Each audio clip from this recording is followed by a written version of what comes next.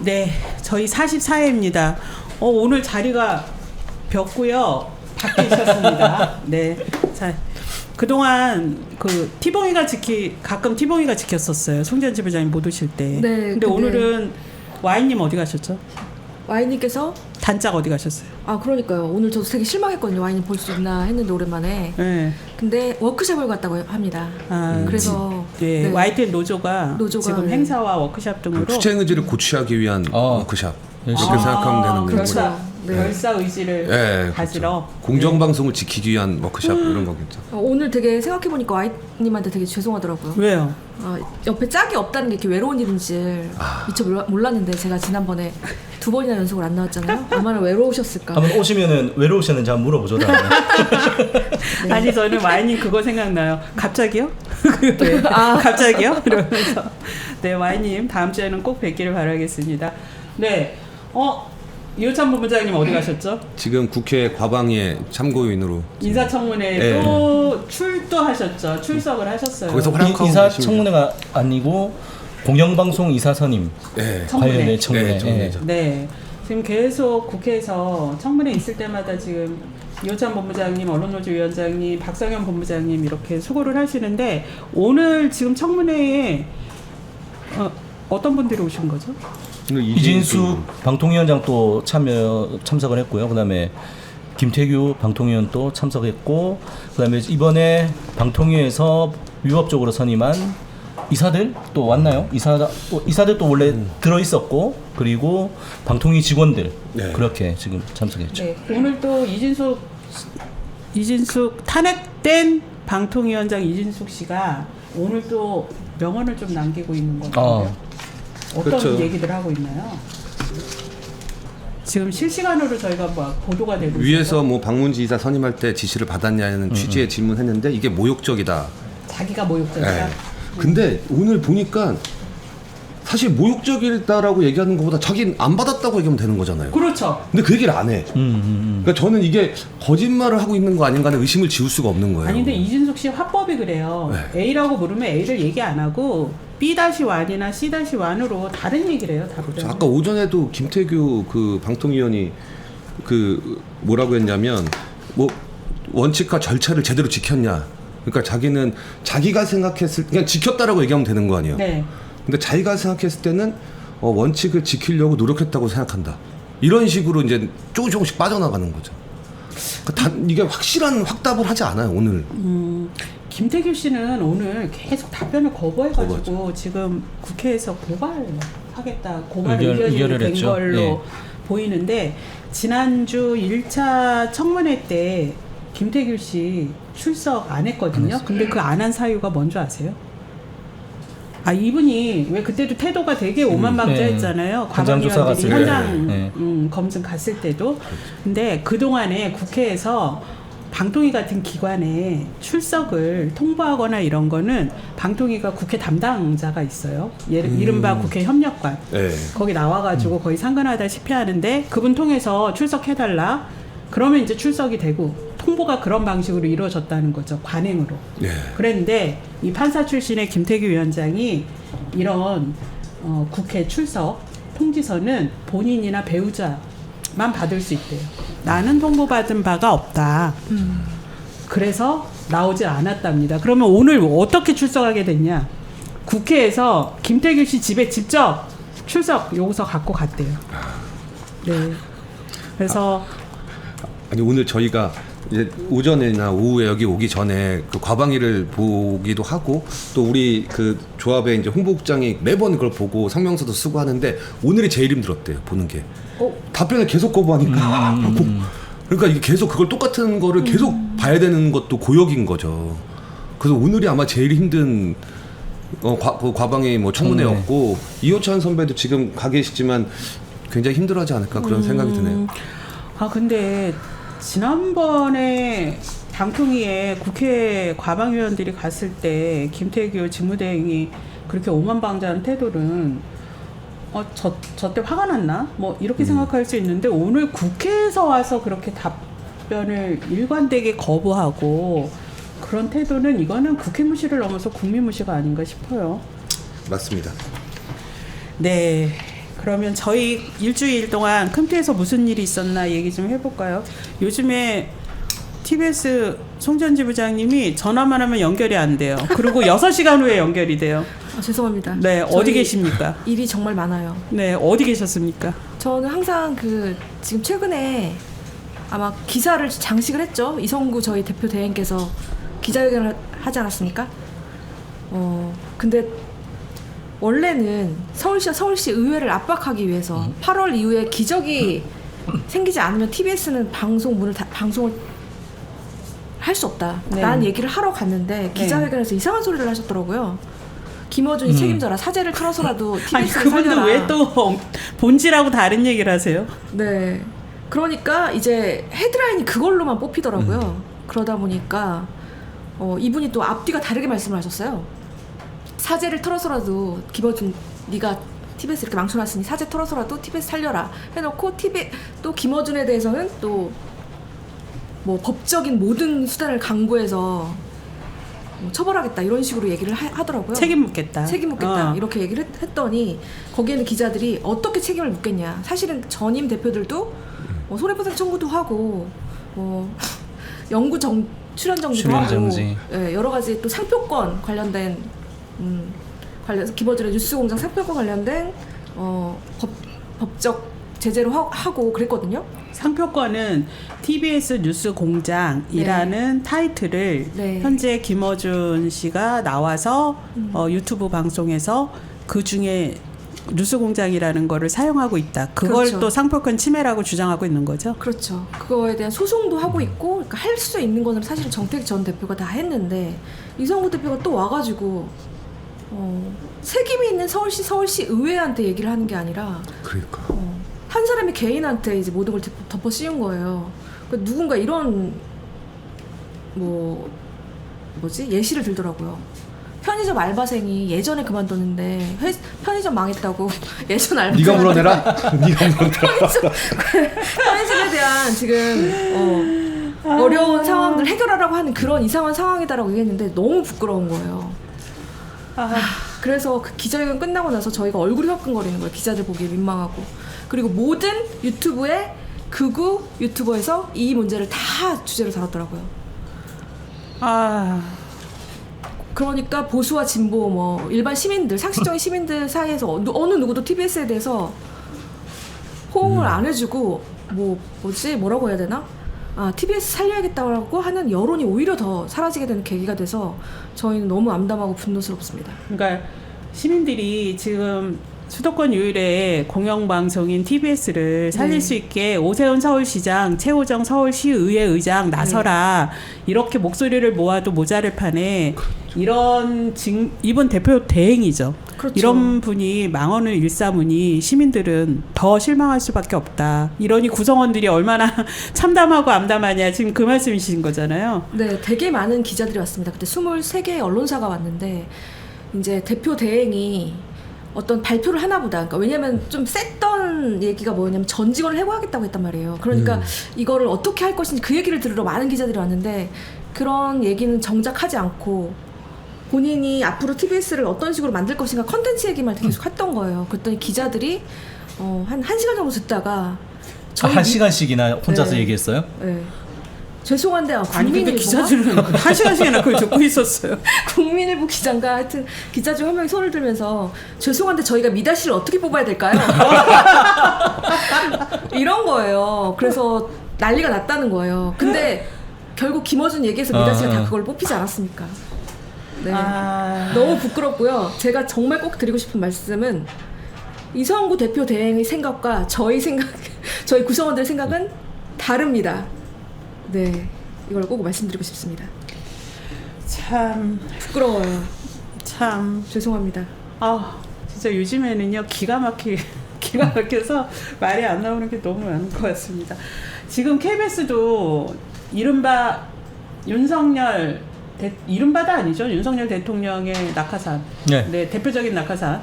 박민 사장 집행부하고 그죠? 단협을 하고 있어요. 단체 협약 교섭을 지난 2월부터 진행을 했고 최종적으로 이제 자율교섭은 이제 결렬이 됐고 저희들이 7월 31일 날 결렬 선언을 하고 중앙노동위원회에 바로 조정 신청을 했습니다. 그래서 이게 공익사업장 같은 경우에 최장 15일이면은 이제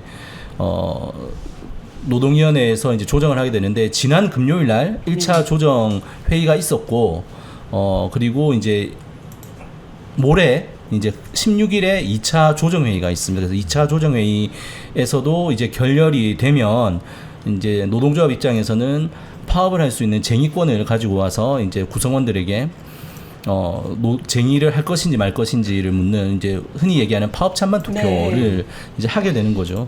근데 이제 지금 단협에서 제일 좀 첨예한 게 계속 이제 문제가 됐듯이 박민 사장이 와서 무력화했던 주요 국장에 대한 임명 동의제 이거를 이제 조합은 해야 된다라고 살려야 된다라고 얘기를 하는데 이 사측이 전혀 이제 받을 수 없다 이런 입장이고 이제 공정방송위원회 같은 경우에도 뭐 좀 이따 얘기하겠지만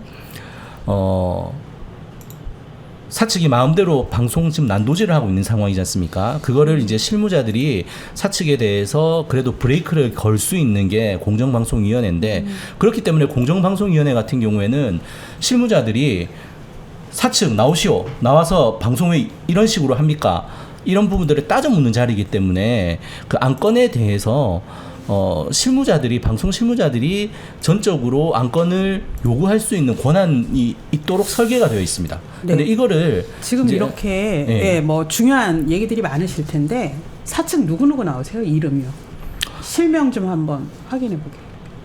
조정회의예요. 네, 조정회의에는 이제 노사협력 그 주관하고 이제 팀장급하고 요렇게 나오죠 보통. 보통 두 분, 세 분. 네, 그거는 이제 사측에서 정하기 나름인데 이것도 웃긴 게.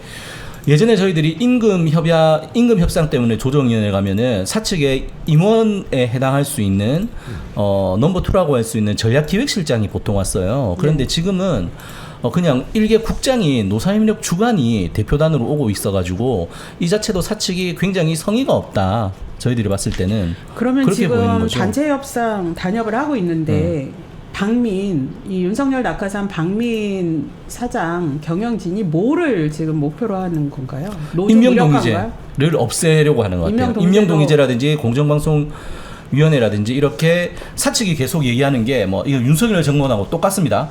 자기들의 권한이라는 부분들에 대해서 노동자들이 브레이크를 걸 수 있는 장치들을 없애는 것을 목표로 하고 있는 것 같아요. 그러면 이렇게 중노위까지 가서 중노위의 조정도 결렬이 되면 이제 파업을 하게 되는 거죠. 할 수 있죠. 할 수 있게 되나요? 예. 그래서 그거는 이제 구성원들 이제 투표를 거쳐야 되는 거고 결국은 뭐 노동자들이 쓸 수 있는 제일 큰 무기가 파업 아니겠습니까? 그런데 이제 그거는 저희들이 쓸 수 있는 무기고 그런데 이제 명칭도 그런데 보면은 정확하게는 저희들이 이게 쟁의행위잖아요. 쟁의행위에 할 수 있는 것 중에 파업이고 쟁의행위에 더 들어가게 되면은 여러 가지로 저희들이 쓸 수 있는 카드들이 많이 있는 거죠. 그 중에서 이제 제일 강력한 게 파업이다. 네. 지금 KBS 본부에서 이게 단협에 너무 지금 많은 에너지가 다른 투쟁도 할 게 많으신데 이거 혹시 이게 노조에 이거를 힘을 분산시키려는 사측의 의도는 아닌가 이런 생각이 들 정도로. 근데 개별 사업장 입장에서 보면은 어쨌든 공정방송이라는 게 방송 노동자들에게 있어서 가장 중요한 근로조건이라는 것을 대법원은 판결이 있었지 않습니까? 그렇다라고 하면은 지금처럼 정권이 내리꽂은 사장이 방송을 난도질하는 데 있어서 방송을 지킬 수 있는 또 유효한 수단 자체도 단협이거든요. 그래서 단협 자체도 굉장히 중요한 투쟁 중에 하나다. 저희들은 그렇게 보고 있습니다. 네. 뭐 지금 국회 그 청문회 관련해서 뉴스 지금 보니까요. 뭐 이준석 씨 최근에 그 친일 논란, 뭐 뉴라이트 논란 이런 거에 있어서 이준석 씨가 또 그 지지하는 그런 글에 또 좋아요를 누르고 좀 했었나 봐요. 또 뭐 그런 거에 자기는 문제되지 않는다 뭐 이런 얘기 계속 하고 있는 것 같은데 뭐 이준석 씨 여러 지금 논란이 있지 않습니까? 그 법카충 뭐 많은데 또 여기 뭐 친일파로까지도 또 들어갈 것 같네요. 이런 논란이 계속이 된다면. 자, MBC. 자, 저희 지금 이호찬 본부장님 인사청문회가 아니라 국회 청문회 하셔서 지금 나오신 김재경 MBC 본부 민실위원회 간사님은 지난 7월에 저희가 상암동에서 콘서트 있었잖아요. 네, 맞아요. 힘내라 MBC 콘서트. 그때 티저 영상 여러분 보셨으면 아시겠지만 거기 윙크 날리던 분이세요. 누구에게 그렇게 날리셨어요, 윙크를요?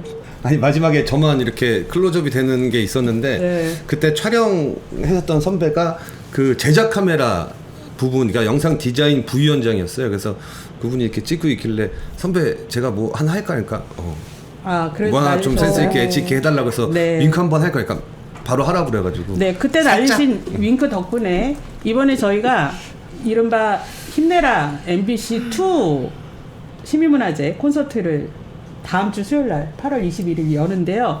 이분이 총 연출자가 되셨습니다.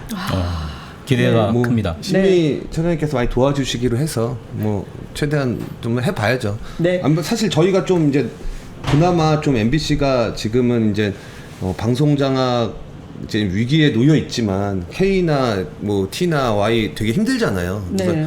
일단 저희도 최선을 다해 싸우고 있는데 이거를 좀 더 시민 사회로 좀 확대해 보자 해가지고 지난번에는 이제 상암동에서 해서 네. 사실 이번 8월 21일 수요일인데 그날이 고 이용마 선배 5주기거든요. 그래서 네. 그때 공영방송의 독립과 뭐 이제 그런 것들을 외쳤던 선배 분이셨는데 그분 5주기 기념해서 다시 한번 열어볼까 했는데 이제 이번에는 상암동에서 광화문으로 옮겨서 시민들과 더 많이 네. 함께하기 위해서 저희가 오후 7시 7시죠. 동합면세점 앞에서 여기 계시는 분들이 그날의 주인공이세요. 그래서 저희가 큼티라고 부르는데 KBS, MBC, YTN, 네. TBS 등 공영방송에서 정말 열심히 싸우고 계시는 노조위원장님들과 또 내부 구성원들 나오실 거고요. 시민 여러분들이 많이 오셔가지고 좀 응원도 해주시고 또 공영방송에서 그동안 강제 교체되거나 하차돼서 못 보신 분들도 볼 수 네. 있는 기회가 있습니다. 그리고 다양한 공연도 준비되고 있습니다.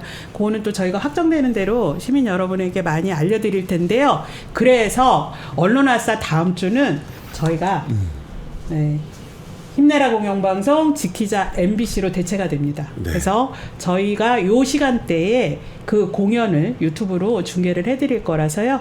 여기 언론아싸에 나오는 출연자분들을 광화문 현장에서 유튜브로 보시면 될 것 같습니다. 일단 많이 참석해 주시면 감사하겠습니다. 네, 힘을 모아주셔야 되는 이유가 지금 MBC 지금 가처분 소송 그렇죠. 이게 얘기를 좀 해주시죠. 저희가 원래 이제 8월 이제 2인 위법 방통위에서 이진수하고 김태규 그 방통위원 둘이서 이제 법과 절차를 무시하면서 이제 임명 강행을 했고 그 박무진 이사 6명을 극우 성향, 극우 공안 또 민영화론자 이런 사람들 도배를 한 거죠.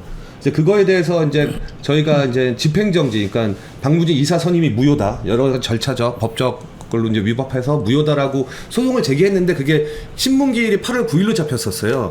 근데 8월 5일쯤인가 6일쯤이었대 오전에 갑자기 연기 신청을 한 거예요. 그러니까 방통위 측에서. 그러니까 우리가 사실 되게 열받았죠. 왜냐하면 아니 다 정해진 거고 9일날 신문기일을 하기로 재판부에서 통보를 했는데 며칠 남기고 연기를 한다는 거는 그럼 그 신문이 좀 연기가 되면 집행정지 결정도 연기가 되는 거잖아요. 네. 그 사이에 12일날 박문진 이사 임기가 끝나면 13일날 박무진 이사 갈아치우고 이사장 바꾸고 그 사장 바로 바꾸고 그래서 MBC를 정리하겠다 그 사이에. 그래서 어떤 그런 저는 꼼수라고 생각했는데 그래서 막 분노하는 상황에서 갑자기 이제 재판부에서는 그래도 다행히 연기했으니까 재판부가 그러면 신문결도 연기하고 그 박무진 이사진들의 임기도 끝나고 이제 가는 것도 그것도 연기하는 걸로 해서 8월 26일까지 일단은 현 상황이 유지가 될 것 같은데 그날 저희 그 많이 모여 주셔야 8월 21일이 그게 한 5일 전쯤이잖아요. 그러니까 그때 많이 모여 주시면 집행정지 결정에 도움이 되지 않을까. 그럼요. 뭐 법원뿐만이 아니라 국민의 여론을 살피지 않을 수 없거든요. 윤석열 대통령도 총선에 졌을 때 또 그 당시는 또 얼마나 겸손한 척 하셨습니까? 이렇게 그렇죠. 국민들의 아주 매서운 이 비판이 정말 필요한 그래서 시기입니다. 그날 한 2만 명 오셨으면 좋겠어요. 2만 명이요. 네. 사실 이게 또 그날 이 지금 언론학사 보시는 시청자분들께서 많이 좀 전파를 해주셔야 되는 게 주말 집회가 아니고 주중 집회잖아요. 그렇죠. 수요일. 예, 주중 집회 수요일이면 사람들 모이기가 쉽진 않아요. 근데 네. 주말은 좀 이제 다들 직장도 좀 쉬시고 하니까. 근데 그날 어쨌든 저녁 7시에 하니까 되도록이면 많은 분들이 오셨으면 좋겠고, 지금 채팅 하시는 분들, 여기 지금 실시간 시청하시는 분들께서는 죄송하지만 한 10명씩 시작됐다. 친일을 잊고 독재를 부정하는 자들이 공영방송에 그 억지 주장을 내보내려는 시도가 10여 년 만에 다시 반복되고 있다. KBS는 최근 광복절 기획으로 이승만 전 대통령에 대한 다큐 영화 기적의 시작을 구매하고 방영을 준비하고 있다. KBS는 이 영화의 일방적 주장들을 검증하였는가? 최소한 근거가 있는 주장들이라는 점은 확신하고서 방영하려는 것인가? 이제 우리는 이 무리수의 배우를 의심할 수밖에 없다. 누구인가? 누가 KBS에 이런 책임질 수 없는 내용을 편성하라고 했는가? 누가 국민의 방송에 주인 행세를 하는가? 누가 KBS의 건국전쟁 편성을 시도하고 또 역사저널 그날에 낙하산 MC를 내리꽂으려 했던가? 공영방송은 이제 제발 스스로의 힘으로 정권과 극우파의 야유욕에 부안해도 하지 말고 똑바로 서길 바란다.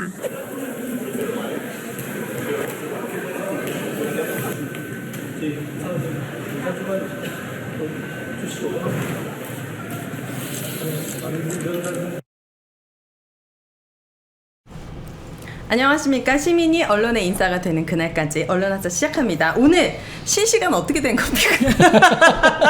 제가 나가는 모든 방송 중에서 이거는 약간 공개 방송에 실제로 오신 분들 정도 50분 정도 지금 되시잖아요. 무슨 전쟁 났습니까? 오늘요 지금 네, 저기 무슨 국회 일이에요? 과방이 지금 청문회하고 있어요. 아, 그렇군요. 그 유명한 이진숙 씨 지금 나와 있습니다. 아 그리고 그 오만방장 김태규 김태규 누구였죠? 지금? 방통위원장 직무대행 아 그분도 지금 나와서 있고. 지난주는 거부했는데 이번에 나와가지고요. 지금 네. 답변 못해 팔짱 끼고 앉아 있습니다. 그렇군요. 지금 우리 M본부의 이호찬 본부장님도 거기 가 계시고 네. 네. 또 Y님도 거기 가 계시나요? 아니 Y님은 지금 YTN 노조 투쟁 의지를 다지기 위한 내부 워크숍으로 오늘 오셨습니다. 그분은 워크숍 중이시고 제가 봤을 때 네. 오늘 과방위는 그 우리가 보통 야마라고 하잖아요. 네. 재밌는 야마가 하나 있을 것 같아요. 그 이진숙이랑 김태규 씨 이 두 분이 네. 답변을 못하겠다, 말할 수 없다라고 한 횟수를 하면은 한 수백 번 나올 것 같아요. 그거 재면 그걸로도 하나 기사가 나올 것 같더라고요. 그 정도로 지금 제가 오자마자 실시간이 더 줄어들고 있거든요. 아니 지금 이게 우리 재밌게요. 아니 왜 그런지 아세요? 과방위가 너무 아니 청문회가 8시 10분에 시작했거든요. 재개가. 아 그래요. 그래가지고 지금 그 핑계입니다. 아니 지금 청문회 그거 보면 진짜 막 열이 뻗쳐요 지금. 아 그러면 시키러 오세요. 열 시키시러 오시기를 바라겠습니다. 아니 우리 안 봐도 돼요. 왜냐면 계속 답변을 거부하고 있기 때문에 아 그래요. 맞아요. 내용이 나올 게 없을 수도 있어요. 저희를 보세요. 네, 좋습니다. 오늘 주제가 또 가장 요즘 여러 가지 언론의 이슈인 뉴라이트에 대해서 준비해봤거든요. 자, 오늘의 주제는 바로 공영방송에 스며든 뉴라이트입니다. 내일이 광복절입니다. 그런데 1945년 우리나라가 일본으로부터 해방된 것을 기념하고 임시정부 법통을 계승한 대한민국 정부 수립을 축하하는 날인데 독립운동가들이 지금 여러 곳에서 무덤에서 나오셔가지고 통곡할 일들이 발생하고 있는데 어떤 일들이 일어나고 있는지 K님께서 간략하게 정리해 주시죠. 예, 뭐 지금 정점으로 치닫게 만든 게 독립기념관장에 김형석 씨를 이제 대통령이 임명을 한 게 이제 폭발이 된 것 같아요. 이분 네. 같은 경우에 보면은 그래도 독립기념관이라고 하는 것이 우리나라의 광복을 경축을 하고 그래서 일제치하에서 어떤 일이 있었는지를 잊지 말고 그래서 네. 우리나라가 앞으로 어떻게 나가야 될지 좀 의지를 다지는 그런 곳 아니겠습니까? 그렇기 때문에 관장이라는 자리가 결코 가벼운 자리가 아닐 텐데 네. 흔히 얘기해서 친일을 옹호하는 발언과 행적을 했던 분이 지금 독립기념관장이 됐던 거예요. 그러니까 그래서 뉴라이트 관장이 아니라 지금 독립기념관장으로 독립기념관장, 된 된 거죠. 거죠. 그래서 이러니까 우리 국민들이 되게 혼란스러운 네. 거잖아요. 저는 최근에 제가 본 뉴스 중에 가장 황당한 뉴스 중에 하나인 거예요. 맞아요. 그러니까 친일 그 옹호 세력이 독립과 친일이 어울리지 않는데 네. 정반대죠. 정반대인데 이게 이 사람을. 따뜻한 아메리카노 같은 느낌이에요. 아이스 따뜻한 아메리카노. 아이스 아메리카노. 너무 아름다운 아유, 맞아. 표현이야. 그거- 모독이 있나. 너 실수하셨네. 두 개의 단어가 결코 섞이지 않는 네. 단어가 형용모순이라고 형용모순이라고. 보통 네. 어떻게 친일 옹호 세력이 독립기념관장을 할 수가 있어요. 그렇죠. 그런데 이게 단순히 독립기념관장뿐만이 아니라 그 전에 지금 뭐 우리나라 주요 역사 기관장에 다인 뉴라이트에 해당되는 사람들이 그 자리를 요직을 차지했다라는 거예요. 네. 뭐 경향신문 기사에 따르면은 윤석열 정부 출범 이후에 25개 기관에 지금 다 뉴라이트가 차지했다라고 하면서 특히 3대 역사기관이라고 해가지고 한국중앙연구원, 그다음에 국사편찬위원회, 동북아 역사재단 이곳을 이제 세 곳을 3대 기관이라고 하는데 여기도 다 뉴라이트가 심각하네요. 장악을 했다라고 네. 하고 특히 이런 부분 때문에 이제 광복회 이종찬 광복회장이 김영석 씨가 독립기념관장이 된 것을 항의해서 이제 광복절 기념식에 정부가 주최하는 광복절 기념식에 네. 참석하지 않겠다 이렇게 선언을 하면서 지금 좀 더 커졌죠. 야당에서도 지금 참석하지 하지 않겠다라고 했죠. 했죠. 김태흠 뭐 지금 충남도지사 네. 뭐 독자적으로 하겠다고 얘기. 그래서 네. 지금 이게 사상 처음으로 이게 광복절 경축식이 세 군데서 열리게 공식 됐습니다. 행사만 공식 현재 행사만. 세 군데서. 천안시 뭐 충남 뭐 아니 그러니까 예. 일단 정부 기념식은 서울에서 열리는 거고 네. 그다음에 광복회에서 주최한 행사가 또 따로 있고 그리고 또 하나가 보면은 보자. 독립운동가 선양단체로 구성된 항일 독립선열 선양단체연합이라는 곳이 있다고 합니다. 여기서 또 따로 주최를 하고 네. 그리고 지금 밝혀진 대로 알려진 바에 따르면은 야당 쪽에서도 정부가 주최하는 기념식에는 가지 않겠다라고 지금 얘기를 했고요. 네. 여기에 또 이제 불을 얹은 것이 네. KBS에서 뉴라이트 쪽에서 그렇게 추앙하는 이승만을 미화하는 다큐도 아니고 영화도 아니고 그냥 우리 영상물이라고 얘기를 하는데 네. 그거를 광복절 당일날 틀겠다라고 하면서 더 또 기름을 끼얹고 있습니다. 아니 이 사태. 그 사람들 틀겠다고 하면 그냥 나가는 거예요? 아니 내부 구성원들이 막 다 맞고 저지하고 막 이런 맞고 것들이 나오고 막 해야지 저지하고 했었죠. 다시 신뢰를 네. 찾을 수 있을 텐데. 내일 하시면 근데 사실 기술적으로 좀 힘들긴 해요.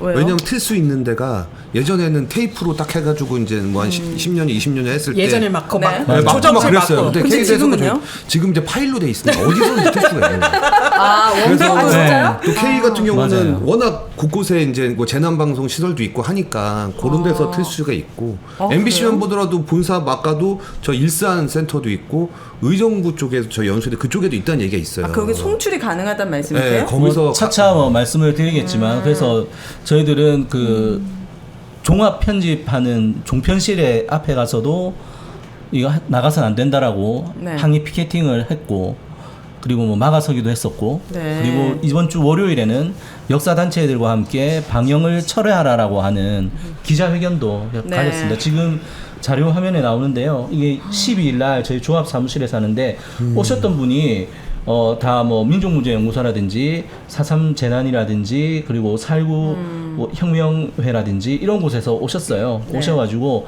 이것이 방송되어서는 안 된다라고 얘기를 했고 저희들이 왜 이것이 방송되어서는 안 되는지 그리고 기적의 시작이라고 하는 프로그램이 영상물이 네. 어떤 문제가 있는지에 대해서도 저희들이 기자회견을 하고 또 결의문을 가지고 사측에 전달도 했습니다. 그 네. 내부적으로는 저희 구성원들도 개인 이름으로 내부 게시판에 방영을 해서는 안 된다라고 하는 의지를 밝히고 있는데 그리고 오늘 또 보니까 조국 혁신당의 김재원 의원이 오늘 오전에 유튜브 방송에 나와서 얘기를 하기도 했었고 또 KBS 사측에 공식적으로 방영 취소를 해라라는 내용의 공문을 또 보냈다라고 해요. 네, 청원도 이루어지지 않았나요? 청원도 이루어졌죠. 그래서 네. 시청자 게시판에 보면은 지금 저희들이 8월 9일 날 이 방영을 취소하라는 시청자 청원이 올라와서 하루 만에 1,000명을 넘겼고 지금 한 6,500명 네. 넘는 분이 지금 찬성을 했는데 네.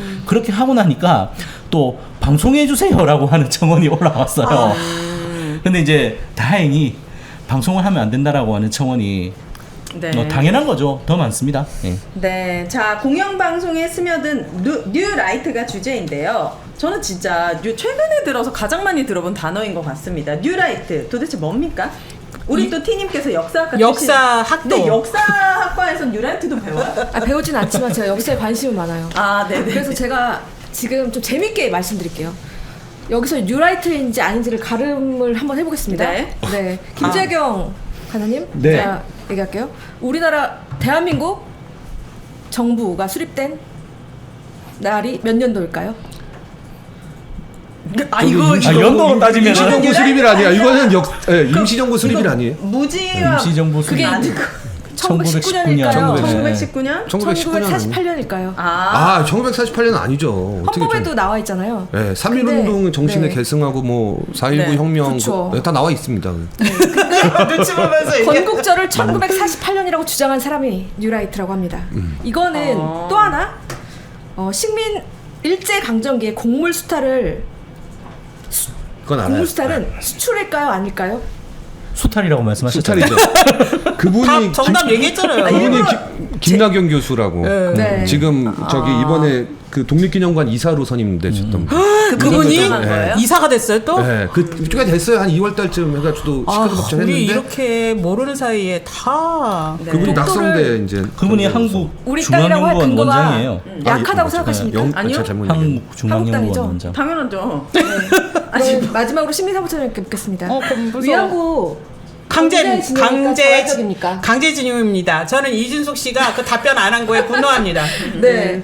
지금 독립 유공자와 그 후손들이 세운 단체인 그 광복회에서 뉴라이트를 9가지를 정의를 하고 있는데요. 네. 바로 이런 주장들을 하고 있는 사람들이 뉴라이트라고 하는 거고요. 네. 뉴라이트라는 말은 라이트라는 말이 뭐인지 아십니까? 우파. 네, 우파. 오른쪽. 그러니까 새로운 우파라는 얘기인데 이 용어가 처음 사용된 거는 2002년에 이동관이 칼럼을 통해서였습니다. 이동가? 이동관이 네. 뉴라이트 그걸 처음 쓴 거죠. 처음 썼다고 처음 하더라고요. 단어를 그 쓴 업적으로 지금 거죠. 방통위원장까지 하고 지금 승승장구 그러면 했던 이동관 뉴라이트 장학생이네. 언론 장학생. 네. 그리고 또 한 가지 제가 여기 있는 계신 분들이 뉴라이트의 그 자질을 가지고 있는지 네. 그것도 검증이 가능해요? 앞으로 될 자질까지? 것인지를 좀 테스트를 해볼게요. 네. 안 되는데. 물에 빠졌어요. 어떤 사람이 모르는 물에 사람이. 빠졌어요. 네. 아. 그러면 여러분들은 어떻게 하시겠습니까? 구하시겠습니까? 뛰어들어서 아니면 뭐라도 던져주시겠습니까? 아니면 뭐 도와주세요라고 하겠습니까? 어느 단계까지 하시겠습니까? 누가 빠지면요? 그냥 모르는 사람이 강물에 빠져 있는 걸 봤어요. 근데 저는 참고로 수영을 못해서 최소한 아니 뭐, 근데 뭐 붙잡을 거라도 신고. 던져 주거나 해야 되지 않아요? 당장 구해야죠. 아니 당장 구해주세요. 그리고 던지고 하겠습니다. 저도 수영을 못해서 뛰어들까지는 못하는데. 예. 전우용님께서 역사학자 전우용님께서 이 단어로 뉴라이트를 설명했는데요. 여기서 많은 사람들이 발발 뭐 동동 구르거나 아니면 도하러 뛰어들거나 아니면 이럴 거 아닙니까? 뛰어드는 사람들이 독립운동가라는 거예요. 아, 그런 자질을 가진 사람이라요. 어디서 들었던 얘기. 근데 가장 나쁜 놈은 뭔지 아십니까? 못 구하게 하는 거? 해운동지에서 왜 물에 들어간 거야? 라고 말하는 사람입니다. 그건 사이코패스인데. 근데 이렇게 합리적인 일을 하지 않는다고 해서 비판하는 사람들이 뉴라이트일 확률이 되게 높다는 거예요. 뉴라이트가 생각은 뭐냐면 굉장히 이기적이고 기회주의적이고 물질적이고 자신의 이익에 최대한 부합을 하는 사람이에요. 그러니까 이 사람들이 보기에 독립운동가는 정신이 이상한 사람인 거예요. 아, 자기 그렇게 인생에 바꿔서 얘기하시죠. 그러면서까지 얻는 이익이 없는데 네. 나라를 구하러 인간의 목숨을 건다. 기준을 이기적이고 그다음에 기회주의인 것으로 표준을 삼는 사람들이라는 겁니다. 저는 이 표현이 너무 좋았어요. 근데 이 뉴라이트라는 게 보면은 뭐 사상도 아니고 뭐 이론도 좀 아닌데 사실은 그 근원이 보면 경제사학 맞아요. 쪽에서 시작이 됐어요. 그래서 이게 어떤 연원이 있냐라고 하면은 그 경제사학을 연구하시는 전공자들이 한국 사회에서 자본주의가 어떻게 발전을 했는가라는 부분들을 학술적으로 연구를 하다 보니까는 네. 이제 일제 시기에 천착하게 된 거죠. 그래서 이제 서구에서 산업혁명을 거쳐가지고 그 산업혁명을 거쳐서 자본주의가 확립됐던 그런 여러 가지 단계들이나 조건들이 있었는데 그게 한국 사회에서는 언제 확립이 되었느냐라고 했을 때 일제시대에 그게 확립이 됐다라고 하는 거예요. 맞아요. 네, 그렇게 하면서 일제시대 자체가 대한민국에서 자본주의로 이행할 수 있는 조건들을 갖추는 시기였고 그러한 조건들이 일제에 의해서 만들어졌다라고 얘기하면서 일제 치하를 긍정하게 됩니다. 식민지 근대화론. 그게 바로 식민지 근대화론이죠. 그래서 이게 보면은 그 서울대 이제 우리가 많이 들어보셨을 거예요. 낙성대 연구소라고 있는데 이제 이게 서울대 경제학과 출신의 교수님들이 만든 연구소가 있는데 여기에서부터 어떻게 보면은 식민지 근대화론에 대한 이론적인 연구라든지 논리가 막 개발이 되면서 이거를 뉴라이트라고 보통 얘기하는 사람들이 가져옵니다. 그렇게 되면서 친일 행적이라는 부분들에 대해 그러니까 일제 시대를 긍정하게 되고 그러다 보니까는 독립운동 자체가 별로 의미가 없다. 그래서 친일 행적 자체가 나쁜 것이 아니다. 이렇게 지금 발전이 되는 거죠. 왜냐면 친일파는 그 주어진 조건에서 자신의 이득을 최대화한 사람들이잖아요.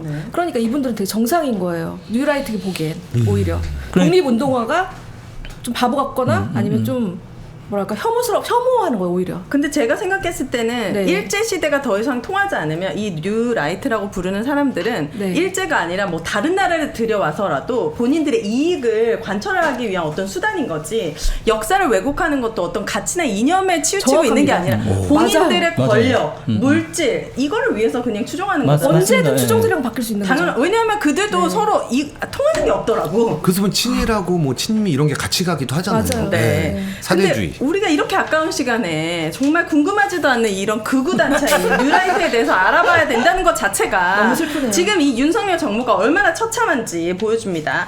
이승만 다큐 내일이죠. 광복절에 기적의 시작이라는 이름으로 방영이 된다고 하는데 제가 궁금한 것은 이 다큐가 기본적으로 퀄리티도 굉장히 영화진흥위원회인가 보죠. 영진위로부터 영화 인정도 받지 못했고 독립 영화로서. 네. 그리고 왜 웃돈을 주고 비싸게 구입했습니까? 보통 500만 원 정도면 독립 영화를 살 수 있다고 하는데 1,000만 원 정도 줬다고 이게 하는데 사실은 이게 영화 구매 대금이라든지 이런 것들은 회사 입장에서 영업 비밀에 해당하는 거라서 이 공포가 되면 안 되는 거거든요. 그런데 어떻게 이 취재력이 좋은 MBC의 이용주 기자님께서 취재를 하셨는지 이거 회사 공문까지 이거 방송을 내보내면 입수를 하셔가지고 MBC에서? 하셨더라고요. 이용주 기자님 정말 대단하신 것 같아요. 그래서 이제 사실상 공개가 돼버렸어요 지금. 그래서 1,000만 원? 구매 가격이 1,000만 원이다. 뭐 그렇게 돼버렸고 다른 우리 보통 특선 영화라든지 이렇게 일단 독립 영화 같은 경우는 해외 유수 영화제에서 수상을 했다라든지 아니면 작품성이 있다라든지 이런 부분들을 이런 영화들을 이제 독립영화관이라고 저희들이 방송을 하고 이제 특선 영화 같은 경우에는 정말 크게 흥행을 했다든지 뭐 진짜 오락성이 강하다든지 이제 그런 것들을 보통 저희들이 구매를 해서 이제 방송을 하게 되는데 그런 이전에 그렇게 구매했던 영화들하고 비교해봤을 때는 확실히 비싸다. 그러면 심은정님께서 궁금하신 건 웃돈까지 주고 구입했다면 배임 이거 아니냐라고도 물어보는데요. 저희들은 그렇게 보고 있습니다. 배임 혐의가 있다라고 봅니다. 자, 그러면 KBS 창사 이래 이것도 너무 재밌어요. 편성 본부장이 직접 삭제와 편집을 맡았다. 이건 무슨 얘기입니까? 그러니까 이게 말씀드렸던 것처럼 저희 내부 구성원들은 처음에 이게 갑자기 시작이 된 게 아니라 히스토리가 올 연초부터 시작이 됐어요. 이승만 다큐 방영이요? 그래서 처음에 임원진에서 보통 보면은 우리 영화 구매하는 담당자가 있기 때문에 그 담당자가 뭐 3.1절, 뭐 현충일 아니면 광복절 이때 뭐 특선 영화나 뭐 이런 것들 독립영화관에 방영할 프로그램들을 이제 어떤 것들이 있는지를 좀 추려서 위에 결제를 올려서 그거를 승인을 받으면 구매를 진행을 하는 게 일반적인 프로세스겠죠. 그런데 1월 달에 갑자기 임원진들이 그 문제가 많았던 건국전쟁과 이 기적의 시작을 구매하는 걸 검토하라는 지시를 내립니다. 그래서 일단 뭐 업무 지시가 내려왔으니까 담당자는 검토를 했죠. 그런데 이거 틀면 안 됩니다 라고 하면서 의견을 냈어요. 그런데 다시 또 검토를 하라는 지시가 내려왔는데 이제 건국전쟁 같은 경우에는 3월 달에 담당자가 확인을 했을 때 이거 TV조선이 판권을 사가서 우리가 구매를 할 수 없습니다. 방송을 틀 수 없습니다. 라고 하니까는 그러면은 기적의 시작 이거라도 구매를 해라 라는 지시가 내려왔어요. 또 다시. 그래서 아무리 봐도 제작 담당자는 이거 부적절하다라는 얘기를 무수히 진행을 하니까 편성 국장이 직접 구매를 기한을 해서 편성 본부장이 구매 결제를 해버립니다. 그래서 그럼 일단 간부들끼리 했다는 얘기예요? 그렇죠. 간부들끼리 했죠. 그래서 일단 구매는 우리가 했어요. 그러면 하는데 우리가 방송을 하려면은 이번에 나가는 프로그램이 독립영화관이라는 프로그램인데 그러면은 어떻게 되냐면 독립영화관 타이틀이 붙고 보통은 그리고 이 영화가 어떠한 영화입니다라고 하는 아나운서 설명이 붙어요. 네. 그래서 아나운서가 마지막에 보시죠 이렇게 하면서 이제 본편이 쭉 나가는 이런 식이기 좀 때문에 올드한 스타일이네요. KBS죠. 네. 네. 그래서 어쨌든 이렇게 방송에 나갈 수 있는 형태로 이제 편집을 해야 되기 때문에 그 이거를- 편집을 이 사람이 직접 그렇습니다. 했다. 그러니까 그거를 담당자한테 만들으라고 했는데 담당자는 마지막까지도 진짜 나가면 안 됩니다라고 해서 계속 재고 요청을 했죠. 이 프로그램 방영에 대해서. 그러니까는 결국은 편성본부장이 내려와서 종편실에 와서 그 종편 감독이랑 직접 디렉팅을 하면서 이게 방송용을 편집을 한 거죠. 네. 근데 그것만 한 게 아니라 지금 이제 왜곡 부분 얘기가 될 텐데 너무 심한 왜곡은요 스스로 삭제도 하고 편집도 했어요. 그렇군요. 그러니까 자기네들도 문제가 있다는 걸 아는 거죠. 그래서 보면은 삭제된 부분들이 어떤 부분이냐면은 4.3과 관련해서 제주 4.3 항쟁과 관련해서 그 인터뷰이가 4.3은 적화 통일을 위해서 빨갱이들이 일으킨 무장 폭동이다 뭐 이런 내용이 있어요. 세상에. 근데 보면은 그 4.3법에는 보면은 우리 저희 실정법에 4.3과 관련돼서 명예를 훼손해서는 안 된다라고 하는 법 조항이 있어요. 네. 근데 이거는 만약에 실제로 방송이 되면은 실정법을 위반하게 되는 거죠. 그래서 이 부분은 지금 드러낸 걸로 저희들이 그렇게 파악을 하고 아니, 있어요. 감독이 편집하는 거 싫어하잖아요. 보통 자기 영화. 그러니까 말이 안 되는 게 감독이 그 편집하는 것도 동의를 했다라는 거예요. 자기가 잘못했으니까. 네, 그러니까 아니 이렇게 편집을 그렇게 해서까지 호소하는 영화를. 보내야 되는 영상물을 네. 왜 우리가 구입을 해야 되냐고. 그러니까 그 사람들은 가치관도 없다니까요. 그냥 본인들의 어떤 권력을 위해서는 그냥 그렇게 다 바꿀 수가 있는 건데 제가 최근에 들은 얘기 중에 노조를 탄압하고 그리고 권력에 줄 서는 구성원들 있잖아요. 그 언론사의 구성원들의 특징이 굉장히 일을 못한다. 실력이 아주 처참하다. 그러니까 권력에 줄 설 수밖에 없는 거고 그걸로 인정받지 못하니까 뒤에서 오히려 구성원들 다른 노조들에게 등에 칼을 꽂는데 기본적으로 주변에 사람이 없으니까 이 사람의 편성본부장이 직접 편집도 하고 삭제도 하고 이렇게 한 거 아니겠습니까?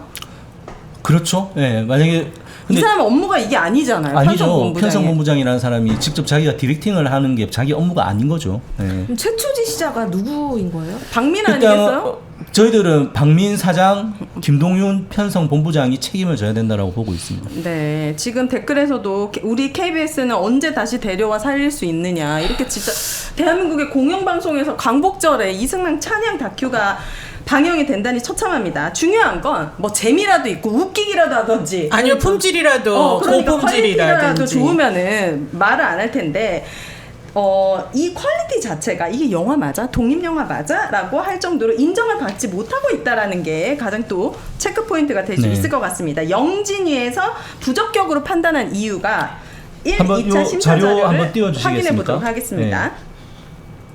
이게 보면은 기적의 시작이 감독이 작년 하반기하고 올해 초에 두 차례나 독립영화로 인정해달라고 해서 신청을 했어요. 네. 근데 두 번 다 빠꾸를 맞았죠. 퇴짜를 맞았죠. 네. 근데 이게 보면은 지금 이 내용은 지난해 하반기에 신청했을 때 그 평가 내용인데 보면은 주장이 결과론적으로 왜곡된 측면이 있다. 네. 그러니까 팩트 자체가 틀린 것들이 있고 다큐멘터리 영화라고 느껴지지 않았다. 네. 영화로 볼 수 있을까 생각해 불인정했다. 네. 한국 사회에서 이미 판명난 사실을 가지고 다시 뭐 얘기하고 있다.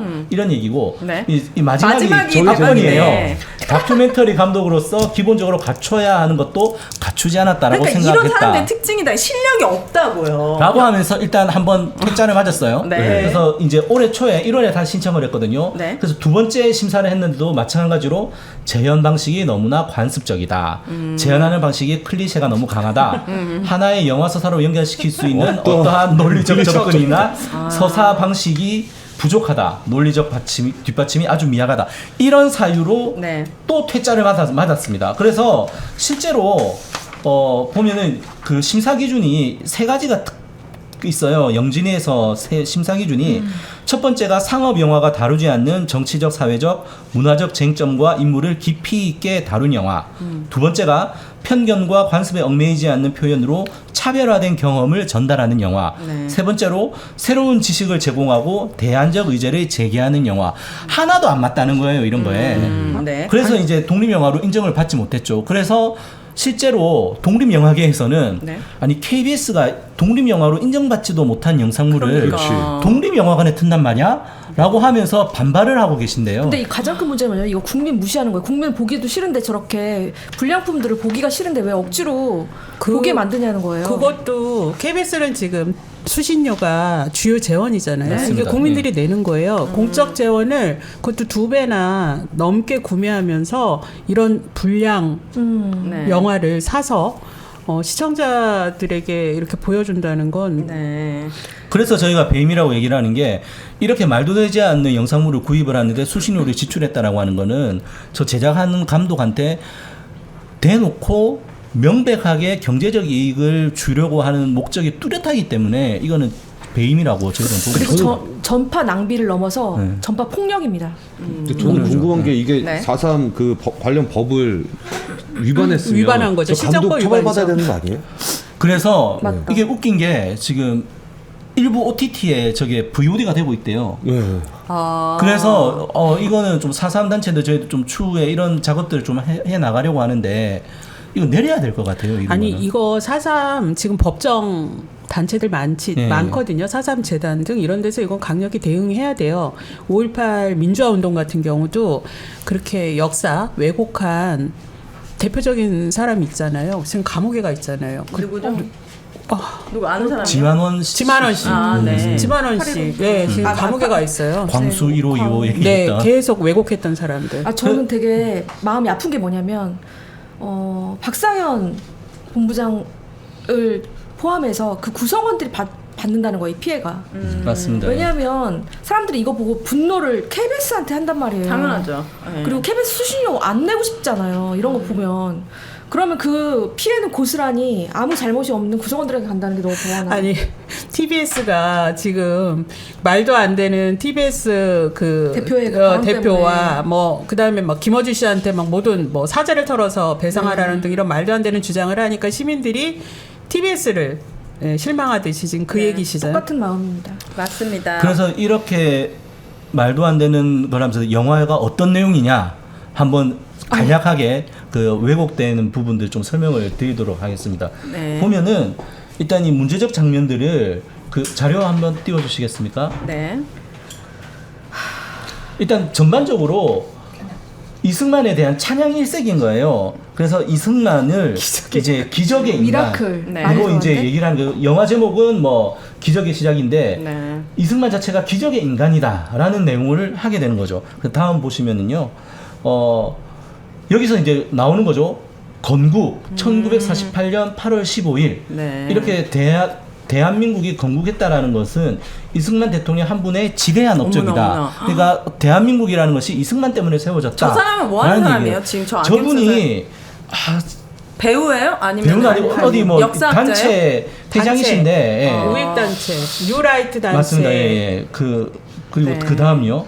이분은 이제 기독교의 힘으로 네. 그 대한민국이 바로 설 수 있었다 이런 얘기예요. 그래서 이승만 전 대통령이 뭐 그 투옥 생활을 할 때 아, 네네. 이제 투옥 생활에서 이제 기도를 하면서 성령을 받았다. 네. 이런 표현들도 있었거든요. 그래서 그 순간 감방이 환해지고 내 온몸이 뜨거워졌다. 나도 모르게 내가 다른 사람으로 변했다라고 기록했다라는 것이 이렇게 기독교가 아니었으면은 대한민국이 이렇게 발전할 수 없었다. 네. 이런 얘기를 하고 있고요. 네. 다음요. 그리고 이제 3.15 부정선거와 관련해서도 이게 보면 4.19 단체들이 굉장히 분노하시는 부분인데 이 모든 것들이 이승만 대통령은 하나도 몰랐다. 밑에서 누명이다. 사람들이 자기들의 이익을 위해서 한 것이었고 이승만은 그것에 대해서 누명을 썼다라는 얘기예요. 네. 그렇게 해서 어떤 결론에 이르느냐. 그래서 난 국민의 뜻을 몰랐다 하시면서 즉각 하야했다. 그래서 하야했다는 것 자체도 높이 받들어져야 되는 구국의 결단이다. 이렇게 얘기를 하고 있습니다. 그렇게 하면서 이제 이런 이승만에 대해서 독재라고 얘기를 하는 사람들은 그러면은 이승만이 없었으면은 6.25 때 적화통일이 되었을 텐데 그러면은 적화통일에 대해서 우리나라가 공산주의가 되었어야 했다라는 얘기냐 이 얘기를 하면서 이승만에 대해서 비판하는 사람들을 모두 적화통일을 원하는 공산주의자 빨갱이로 지금 치부를 하고 있거든요. 근데 전반적인 내용이 이런 내용들이 그냥 쭉 있어요. 그러니까 우리가 얘기하는 게 뭐 조악한 제작 수준은 또 뭐 차치하더라도 네. 어쨌든 우리가 모두 알듯이 한 사람이라는 게 공과 과가 있으면 뭐 공에 대해서 좀 비중 있게 다룰 수도 있죠. 그래서 만약 과라는 것이 같이 다뤄져서 이 사람에 대해서 사람들이 좀 입체적으로 평가를 하고 알 수 있는 그런 기회를 제공을 해야 되는데 네. 그런 내용은 과에 대한 내용은 지금 아주 완전히 빠져 있다. 그래서 일방적인 미화 프로그램이다. 왜곡한 거죠. 엄청 네. 많죠. 이승만 대통령 재임 시절의 일반적인 평가를 제가 좀 찾아보니까 외교는 귀신이지만 정치는 등신이다. 탄핵 심판 내용을 찾아봤어요. 그랬더니 무소불위의 독재 행동을 강행했고 헌법을 저촉하고 국정을 혼란시켰으며 국법의 신성과 정부의 위신을 타락하게 하였다. 그러니까 이런 대통령, 우리 역사가 이미 다 판명한 대통령을 가지고 미화하다 못해 역사를 왜곡해서 공중파에서 심지어 광복절날 튼다는 것 자체가, 그러니까 우리가 지금 이 소중한 시간에 같이 화를 내고 있는데 이게 그냥 KBS 차원에서 그냥 넘어가면 저는 안 될 것 같아요.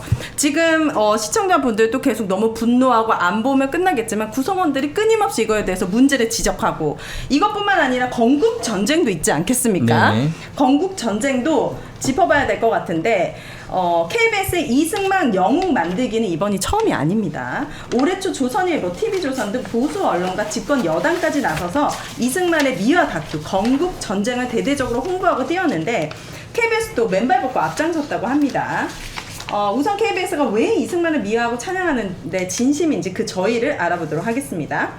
KBS 역사 왜곡, 역사저널 진행자 교체 및 일방 중단? 이건 어떤 얘기인가요? 일방적 중단을 했죠. 그러니까 이 역사 프로그램에 관련해서 KBS 지금 수뇌부가 어떻게든 이렇게 뉴라이트 계열의 역사관을 전파해야겠다라는 생각을 굽히지 않고 있었던 것 같아요. 그래서 역사 저널이 사실은 박민 사장이 처음에 들어왔을 때부터 네.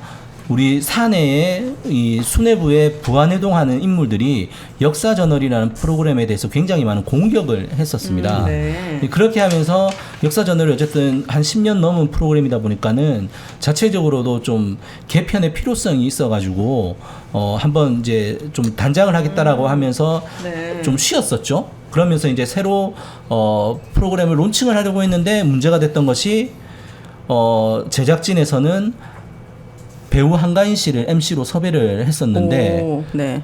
갑자기 수뇌부에서 녹화 5일 전에 우리 퇴사했던 조수빈 아나운서를 MC로 기용을 하라고 압력을 넣었던 거였죠. 근데 조수빈 전 아나운서가 이제 퇴사 이후에 이렇게 국민의힘이라든지 뉴라이트 계열 행사에 엄청 다니면서 네. 많이 활동을 했어요. 그래서 갑자기 무슨 일이냐라고 해서 이제 제작진들이 받아들이지 못하겠다라고 네. 하니까는 역사저널 프로그램을 아예 그냥 공중분해시켜 버렸죠. 방송 준비하려고 하던 거를 내부에서 반발이 심해지자 공중분해 시켜버려서 원래 제작하던 담당 PD들을 다른 팀으로 쫓아보내버렸죠. 그래서 역사 프로그램과 관련해서 계속 뭔가 지속적으로 좀 개입을 해서 이런 식의 내용들을 다루려고 했던 것 아니었나 그런 우려들이 있는 거죠. 보니까 건국 전쟁 띄우기 보니까 방송사 중에 TV조선보다도 더 더 많이 KBS에서 했어요. 보도를 했네요. 네. 그리고 여당 정치인 오세훈, 나경원, 한동훈도 이제 이 영화에 대해서 친송을 한 것 같고요. 이때는 뭐 저기 그런 게 있었죠. 그러니까 뭐 이때가 이제 선거 기간이기도 하고 계속 뭐 당내 총선 것도 있고 전이죠. 총선 네. 전이니까 올해 집토끼를 잡아야 되는 상반기였으니까. 거고. 예. 그래서 아까 그 오윤혜 씨께서 말씀하셨지만은 편성 본부장이 이렇게 직접 프로그램 제작할 때 디렉팅하는 게 편성 본부장이 할 일이 아니지 않습니까? 네. 마찬가지로 회사의 이제 통합뉴스룸 국장, 우리 흔히 보도국장이라고 얘기를 하는데 보도국장도 본인이 직접 인터뷰를 하거나 이러는 게 자기의 일이 아니에요. 네. 그런데 휴일에 벼랑간 촬영 기자를 저희들이 촬영 기자도 촬영을 하려고 하면은 배정을 받아야 되는데 정상적인 배정 시스템도 거치지 않고 당직 서고 있는 촬영 기자를 불러내서 건국전쟁 김덕영 감독을 인터뷰를 합니다. 보도국장이. 휴일에. 네. 네. 그렇게 해서 그 인터뷰를 한 걸 가지고 세상에. 후배 기자가 건국전쟁과 관련된 홍보성 리포트를 방송에 내보냈죠. 지금 같은 편집국장입니까? 이번에 지금 이승만의 달라요? 이 다르죠. 편집국장들이 다들 아니, 대단하네요. 그게 보도국장. 보도국장이고 네. 요번에는 편성본부장. 편성본부장. 네. 그래서 이렇게 이승만 띄우기에는 정말 우리 현재 KBS 수뇌부들은 진심이다. 아, 진심이다. 근데 서로 경쟁하고 있는 것 같아요. 근데 이게 너무 충성 웃긴 경쟁 게요. 뭐 이런 거. 보면 KBS가 언제부터 TV조선하고 이른바 친윤 보도를 경쟁했나 싶을 정도거든요. 근데 이번에 그 지금 이승만 미화 다큐 같은 경우도 저희가 혹시 그 이미지 한번 보여주시면 모르는데 KBS가 그냥 많이 보도한 게 아니에요. 그냥 1등도 아니고요. 네. 압도적입니다. KBS가 9.5건, TV조선이 6건이거든요. 이게 지금 말이 되는. 그러니까 아까 말씀하신 대로 통합뉴스룸 국장이 국장. 직접 감독을 인터뷰해서 홍보성 기사를 내보내 줄 정도로 네. 이렇게 아주 대대적으로 미화를 했는데 당시 이거 구매 시도를 했다라는 건 알려졌는데 왜 구매가 안 됐나가 TV조선이 이미 판권을 사서 못했다라는 찍찍봉했어요, 거가 TV조선이. 참 웃긴 그럼 일이네요. TV조선에서 틀었습니까? 네, 나갔죠. 건국전쟁을? 건국전쟁이 예, TV조선 광복절 틀었어요. 아마 프로그램으로 네. 나갔을 아, 거예요. 그럼 지금 KBS는 TV조선과 경쟁하고 있는 거군요. 그렇죠. 친일 경쟁, 네. 친윤 경쟁. 예. 예. 기적의 시작. MBC가 뭐 박문진 이사 뭐 이렇게 넘어가면 MBC도 그 경쟁에 합류할 거예요. 더 세게 합류하겠죠. 네. 아마 새로 제작한다고 달려들 수도 있습니다. 그동안에 못했던 것까지. 그래서 아까 그 재미삼아 그 얘기를 했었어요. 농담 삼아서 지금은 이 저기 건국전쟁이든 뭐든 기적의 뭐 기적의 시작이든 사왔지만 MBC는 아마 드라마로 만들 수도 있다. 뭐 김장겸 이후에 그 어떤 친윤 세력들이 들어오면 네. 제작까지 할 수 있을 것 같다. 이게 우스갯소리로 했는데. 네. 말이 씨가 됩니다. 빨리 취소하세요. 취소하. 테테테. 테테테. 자, TBS 일본어 방송 친인 논란. 이건 어떤 겁니까? TBS도 일본어 방송으로 논란이 일었다고 하는데요. 예전에도 제가 말씀드렸었는데 저 이성구 대표 대행에 대해서 좀 얘기를 해야 될 것 같아요. 이분이 일본 전문가인가요? 이분이 서울대 경제학과 출신이거든요. 또 서울대 네. 경제학과. 네. 그러면 뭐 생각나시는 안병직이라든가 이런 분들에게 과 같은 건데 이분 이력을 보면 도쿄대를 나왔어요. 네. 네, 또 나오셨습니다. 네. 그리고 이분이 유튜브도 운영하셨더라고요. 근데 그게 속물경제였어요. 유튜브 이름이. 속물경제. 네, 속물경제. 아예 그냥 속물, 자신 속물이라는 걸 완전히 드러내시는 분이고 네. 브런치에 글을 많이 썼는데요. 글 내용도 이런 식이에요. 일본이 망하는 것이 한국에 좋나. 뭐 이런 얘기. 안 좋다는 거예요? 네. 결국 그럼 망하고 있다는 거예요, 일본은? 우리 일본은 되게 배우기 쉬운 나라고 또 서구 문화를 배우는 것보다 일본을 배우는 게 오히려 더 편하다 이런 주장을 하는 글을 썼고 가장 큰 문제는 이완용도 부러워할 이재명의 후한무치예요. 네? 그러면서 이완용과 이재명을 묶어서 이렇게 썼더라고요. 이완용은 실제로도 독립협회의 최대 후원자였고 학부 대신으로서 이 땅에 의무교육제도를 처음으로 도입한 공까지 있다고 하니 이완용이요? 네, 이완용을 이재명에 지금 칭송한 비하면 거예요? 이재명에 비하면 훨씬 훌륭한 분이라고 한들 이재명 씨는 할 말이 없을 듯합니다. 제가 왜 일본어 방송을 고집할까 너무 신기해서 이분을 좀 찾아봤거든요. 이런 글을 쓴 거예요. 세상에. 그러면 그분도 이른바 친일파네요. 뉴라이트가 의심되는 게 왜 의심되냐면 이분도 굉장히 기회주의자고 그 다음에 약간 이렇습니다. 예를 들어서 일하지 않는 사람들 꼴을 못 봐요. 네? 뭐라고요? 일하지 않는 사람. 휴머니스트가 아니에요. 그러니까 휴머니즘이 아니라 모든 것을 다 경제적으로만 성과주의자? 네, 성과주의자예요. 그래서 그걸 곰곰이 생각해봤는데 왜 일본어를 자꾸 하려고 하고 이상한 그 극우 유튜버를 자꾸 진행자로 쓰려고 할까라고 생각했더니 여기에 다 아니 이완용을 있더라고요. 그렇게 칭송했다니 저희 지금 민원연 여기서 녹화하고 저희가 지금 방송하고 있잖아요. 바로 맞은편이 이완용 사저예요. 요 앞이. 네. 그 집 모양 그대로 지금 현재 있거든요. 네. 바로 앞에. 자주 오셨겠네요, 이성구님은. 아니 근데 네. 뭐 하여튼 이 칭송을 언젠가 듣고 나도 무덤에 저지로 살고 있는 싶다, 이완용도 기뻐서 벌떡 일어나겠네요. 네. 아. 근데 이분이 TBS 대표 대행이라는 그렇죠. 얘기입니까? 대행이에요. 그러면 영어 FM 채널에 일본어 방송이 편성되는 것 이거는 무슨 이야기죠? 이게 이분이 이제 뭐냐면 저희가 EFM이 있습니다. FM 95.1이 있고 101.3이 있어요. 101.3은 보통 영어 방송을 했고요. 그다음에 라디오 채널인가요? 네, 라디오 채널이요. 지상파 라디오 채널이고 중국어까지도 했습니다. 그때 중국 관련해 네. PD도 뽑고 했어요. 근데 일본어 방송을 한 경우가 지상파 라디오 중에 일본어로 방송하는 경우는 없어요. 단 한 번도 네. 없어요. 단 한 번도 없었어요. 네.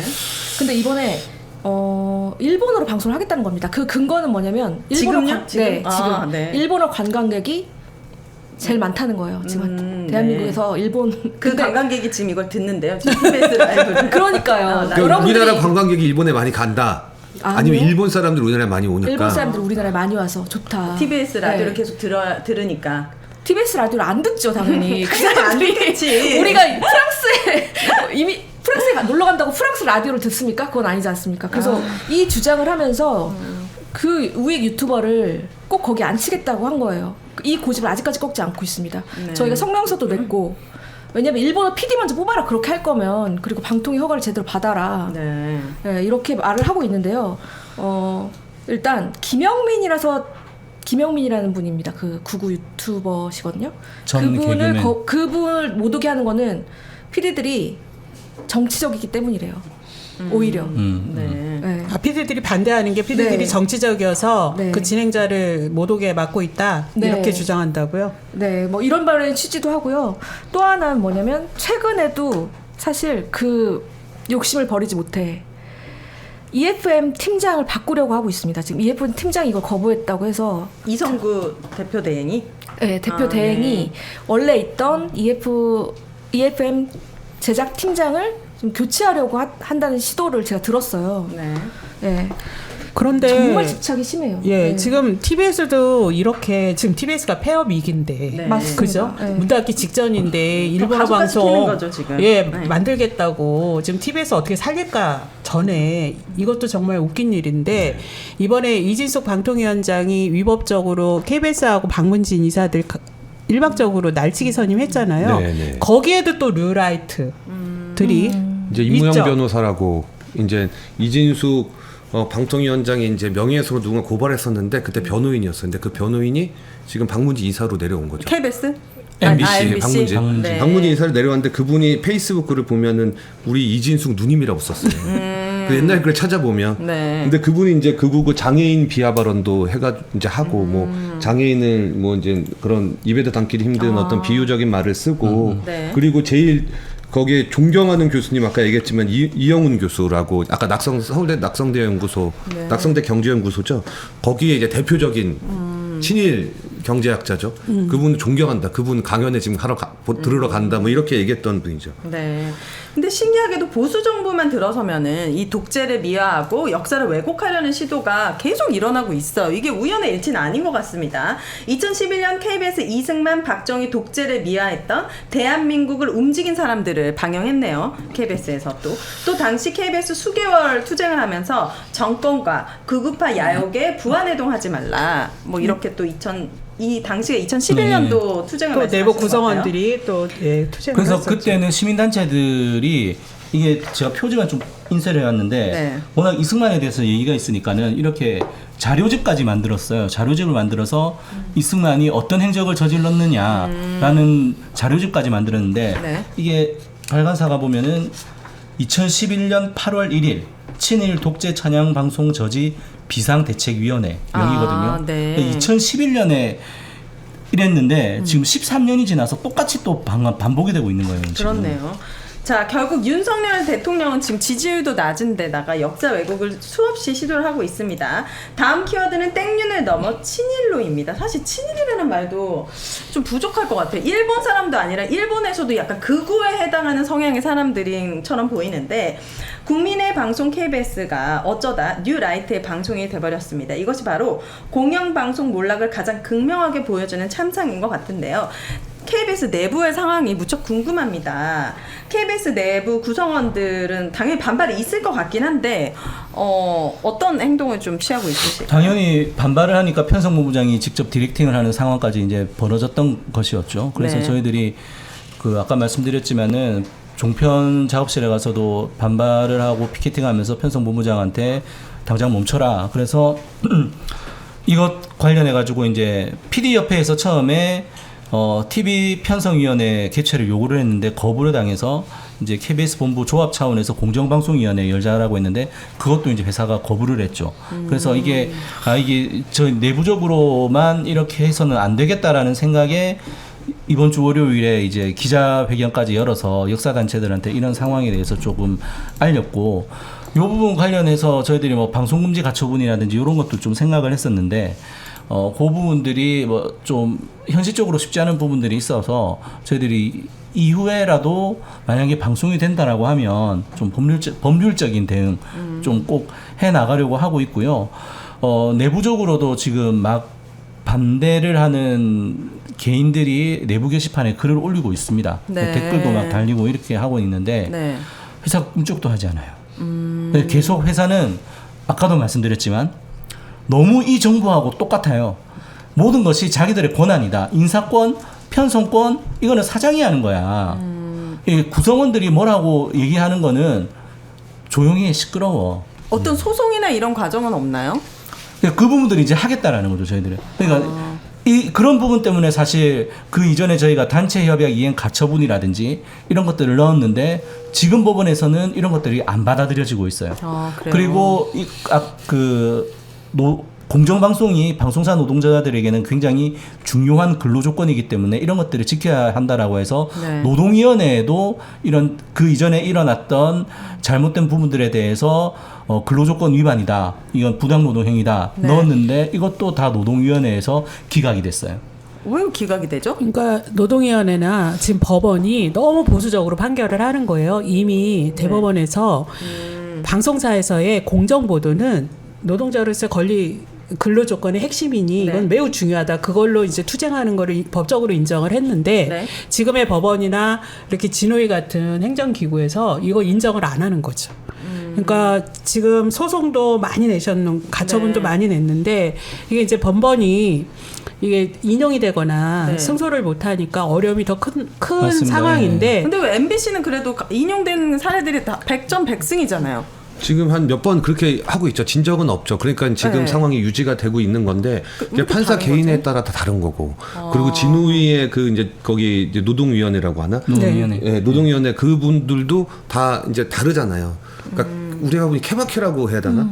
사람이 누구냐에 따라 달라지는 거예요. 그래요? 판사가 누구냐에 따라서 달라지는 그런 것 겁니까? 같기도 이제 네. 그것도 있고 KBS는 사장도 대통령이 임명하는 구조고 MBC는 방송통신위원장이 네. 임명하는 구조고 이게 이제 누구를 상대로 하냐도 차이는 있는데 전반적으로 지금 우리가 뭐 친일이나 이런 그 우익 구구 네. 세력들이 이렇게 지금 들어오고 있잖아요. 이러면 법원이나 이런 데서도 상당한 영향을 받는다라고 보여지는 거죠. 보수적 판결이 잇따르고 있다는 것이. 아니 그 보면 예전에 우리 국정농단 때 MBC도 되게 심한 적폐 부역을 했었잖아요. 네.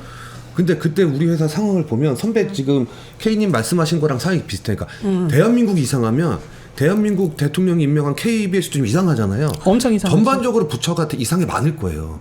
그때 우리 회사도 이상했거든. 네. 박근혜가 최순실 국정농단하고 이제 그런 세력들이 이렇게 해가지고 나라가 엉망으로 가다 보면 그 사람들이 임명한 사람들이 다 비슷한 부류의 사람들이 되는 것 같고 그때 우리 회사도 되게 이상했고 K보다 더 악랄한 부역 보도를 많이 했었죠. 네. 그래서 우리도 아까 얘기했지만 MBC도 넘어가면 더 심해질 거기 때문에 반드시 지켜야 된다. 지금 이런 상황에서 그 노동위원회 같은 경우에는 방송사라는 것이 굉장히 좀 특수한 환경이라서 방송사나 언론사에 대해서 이해가 없으면은 좀 자세히 알기가 힘든데 일반적인 노동위원회 같은 경우에는 그 보통의 제조업이라든지 생산 현장에 좀 많이 특화되어 있어요. 네. 그래서 이런 방송사에 대한 부분들을 좀 잘 정치하게 못 보시는 것 같고 네. 이런 상황에서 저희들이 우려되는 거는 노동부 장관까지 지금 김문수 씨가 네. 임명이 되잖아요. 아이고야. 그러면 전반적인 노동인을 어느 정도 독립기구라고 한다 하더라도 영향을 받을 수밖에 없고 앞으로 저희들이 만약에 특별 근로감독이라든지 이런 부분들에 대해서 청원을 한다고 하더라도 그러면 일선 노동지청도 영향을 받을 수밖에 없다라는 거죠. 네. 그래서 모든 부분들이 안 좋은 조건인 건 맞는 것 같아요 지금. 네. 그래서 그럼에도- 더욱더 힘들고. 그럼에도 싸워야죠. 싸우고 네. 낼 수 있는 소송 다 내고 네. 해야죠. 네. 저는 드리고 싶은 말씀이 뭐냐면 작년 8.15 경축사에 윤석열 대통령이 무슨 발언을 했는지 다들 아마 기억 잊었을 못해요. 거예요. 기억 못할 못해요. 건데 기억 안 하고 싶어요. 저는 그때 너무 충격받았거든요. 경축사 내용 일부가 이렇습니다. 공산 전체주의 세력은 늘 민주주의 운동가, 인권 운동가, 진보주의 행동가로 위장하고 허위 선동과 야비하고 패륜적인 공작을 일삼았다. 그런 말을 우리는 했어요? 결코 이러한 공산 전체주의 그런 말 많이 세력, 했어요. 그 냉종 세력, 추종 세력들에게 속하거나 굴복해서는 안 된다. 아니 광복절, 아까 그 축사, 기적의 광복절. 시작 구절하고 너무 비슷하네. 저는 오늘 8월 14일 날 광복절 앞두고 그 33명의 그 3.1운동 자녀들을 데리고 이제 모셔가지고 대통령 행사를 했어요. 네. 오찬 있었죠. 네, 오찬 있었죠. 근데 거기서 한 6분 정도 연설을 하는데 네. 예를 들면 우리가 상식적으로 생각하면 정말 감사합니다. 우리 국가의 그 3.1 운동 정신도 얘기하고 그동안에 예를 들면 처우 개선도 저희가 소홀히 했고 그런 것들을 얘기했는데 누구 오셔서 감사합니다. 누구 오셔서 감사합니다. 누구 오셔서 다 호명을 하는데 네. 그게 한 4분 정도 되더라고요. 그리고 나머지 그리고 자유민주주의. 네. 예, 자유민주주의 얘기하고. 보통 광복절 축사를 하면 일본을 좀 비판하거나 왜 그렇죠. 과거사 청산에 대한 문제를 얘기하거나 아니면은 뭐 조국의 평화적 통일이란 거 이런 얘기를 하는데 여기는 공산주의자들 즉 공산주의라고 말을 하지만 그건 결국 진보 자기들이 생각하는 좌파를 얘기하는 거거든요. 자기 편 아닌 사람들. 네, 자기 편 아닌 자기 사람들. 편 아닌 사람들. 그래서 저는 뭐 팔아서 왜 이래? 이 윤석열 대통령의 예를 들면 네. 광복절 경축사라든지 이런 연설문이 저런 저 극우 영화들하고 또는 다큐하고 저 일맥상통하는 주장하고 얼마나 일치하는지 왜 그 논문 표절 일치도 검사하는 거 있잖아요. 네. 검사기 이거 해봐야 될 것 같아요. 저 내일 광복절 경축사에 무슨 얘기를 할지 너무 스트레스 받아요. 저도 오늘 그때 아까 33분 모셨다고 했잖아요. 댓글이 이렇게 달리잖아요. 근데 33, 그러니까 독립기념관장을 친일 그 옹호 세력의 인사를 임명한 걸 했는데 오늘 댓글이 용케 열렸네. 내일 무슨 말을 하려고. 맞아요. 그런 댓글이 달리고. 그러니까 근데 의심하는 저는 거죠. 한 가지 믿는 게 있는데요. 뭐냐면 뉴라이트는 발붙이지 못할 겁니다. 왜냐면은 국민의 대부분은 선량한 시민이거든요. 선량하다? 아니 상식적인 시민들이죠. 선량과 그거는 비교할 건 그러니까 아닌 예를 것 들어 같아요. 물에 빠졌을 때 발을 동동 구르는 것까지 구르는 것까지 하는 사람이 더 많잖아요. 그렇죠.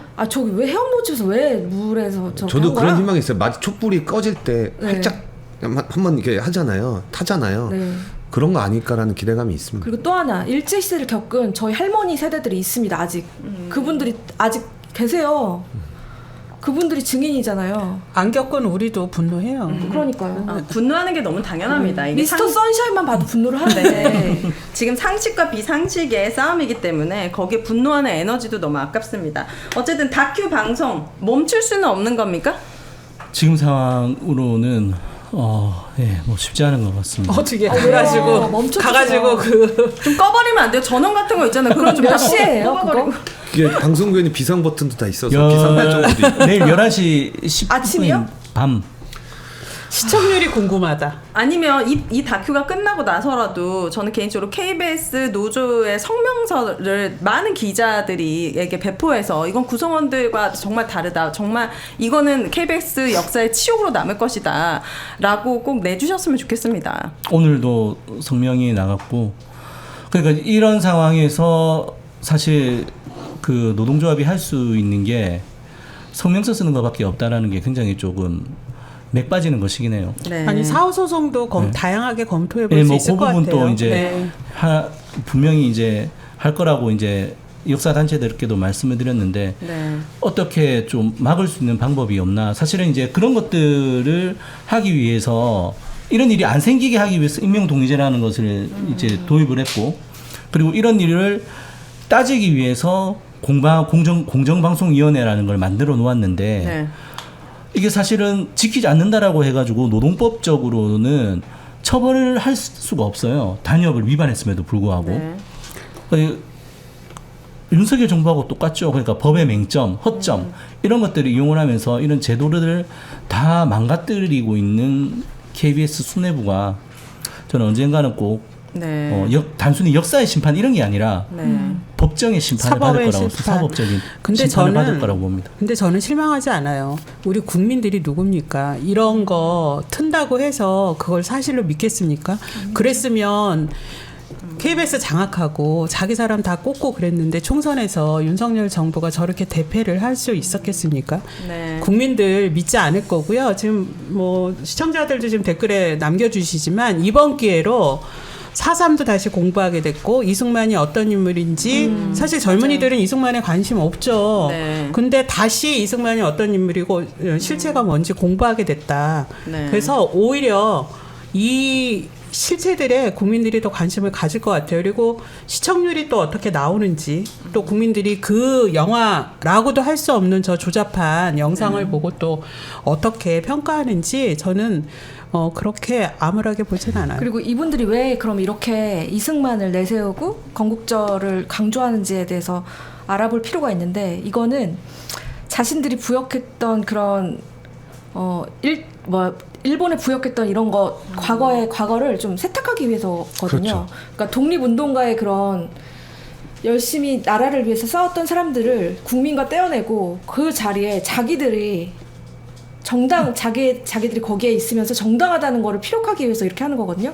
그러니까 거기에 대해서는 정말 국민들이 눈을 부릅뜨고 그 유혹에 절대 넘어가서는 안 된다고 생각합니다. 자, 그리고, 네. 심은정님께서 오늘 가방이 청문회 때 국힘의 광우병 보도 물고 늘어질 때 전 PD수첩 CP 조능희님께서 국민이 안전한 소 먹는 게 그렇게 억울하냐라고 이렇게 사이다를 날려주셔서 너무 좋았다라고 합니다. 자, 뉴라이트가 지배하는 세상. 저는 뉴라이트라는 말도 너무 왜곡된 것 같아요. 매국노라는 말이 정확한 것 같고 댓글에서도 많이 얘기를 해주시는데 뭔가 뉴라이트 하면 모르는 사람들은 무슨 조직 같잖아요. 매국노들이 지배하는 세상의 비극에 대해서 각자 한마디씩 남겨주시면서 마무리하도록 하겠습니다. 저는 뉴라이트라고 하지 말고 그냥 지식인 일베라고 하는 게 어때요? 지식인이라는 지식인도 너무 아까워. 실수하셨네. 지식인 너무 아까워. 깜짝 놀랐어요. 왜냐면 다 지식인들을 가장하고 있으니까. 그냥 매국노라고 하죠. 알겠습니다. 네. 매국노. 네, 매국 일베죠, 매국 네. 일베. 매국 일베. 네. 네. 저는 지금 윤석열 정권이 이 친일과 언론 탄압으로 저는 망할 거다. 이렇게 생각을 합니다. 지금 국민들의 분노를 너무 무시하는 것 같아요. 그렇게 국민들이 조용한 것 같지만 총선에서 얼마나 엄중한 심판을 했습니까? 네. 지금 이제 지방선거 2년도 안 남았습니다. 그리고 윤석열 정권 자기 임기가 영원할 것 같습니까? 아니잖아요. 다음 대선 금세 옵니다. 국민들이 엄중히 심판할 거라고 네. 전 굳게 믿습니다. 자, 한마디씩 해주시죠. 저는 적폐청산이 부족했던 것 같아요. 그러니까 이게 우리가 그때 국정운동 세력을 촛불혁명으로 몰아내고 거기에 너무 만족했던 거예요.